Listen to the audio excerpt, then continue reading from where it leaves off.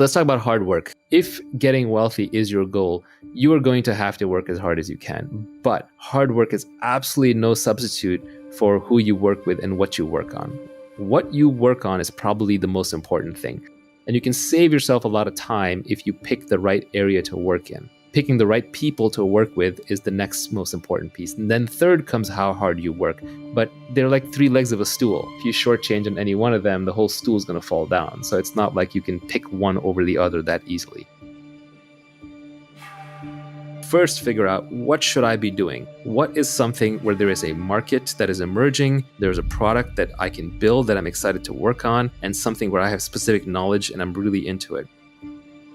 Second, surround yourself with the best people possible. And no matter how high your bar is, raise your bar, because you can never be working with other people who are great enough. If there's someone greater out there to work with, you should go work with them. I advise a lot of people who are looking at which startup to join in Silicon Valley. I say basically pick the one that's going to have the best alumni network for you in the future. Look at the PayPal mafia. They work with a bunch of geniuses, so they all got rich. Try and pick based on the highest intelligence, energy, and integrity people that you can find. And then finally, once you've picked the right thing to work on and the right people to work with, then you work as hard as you can. This is where the mythology gets a little crazy. People will work 80, 120-hour weeks. A lot of that's just status signaling. It's showing off. Nobody really works 80 to 120 hours a week sustained at high output with mental clarity. Your brain breaks down. You just won't have good ideas. Really, the way people tend to work most effectively, especially in knowledge work, is they sprint as hard as they can while they're working on something and they're inspired and they're passionate, and then they rest, they take long breaks. It's more like a lion hunting and much less like a marathon runner running.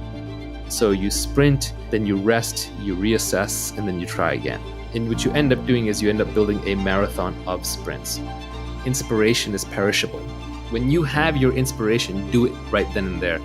People talk about impatience. When do you know to be impatient? When do you know to be patient? Impatience with actions and patience with results. Anything you have to do, just get it done. Why wait? You're not getting any younger. Your life is slipping away. You don't want to spend it waiting in line. You don't want to spend it traveling back and forth. You don't want to spend it doing things that you know ultimately aren't part of your mission. And when you do them, you want to do them as quickly as you can while you do them well with your full attention. But then you just have to give up on the results. You have to be patient with the results because you're dealing with complex systems, you're dealing with lots of people. It takes a long time for markets to adopt products. It takes time for people to get comfortable working with each other. It takes time for great products to emerge as you polish away. Impatience with actions and patience with results.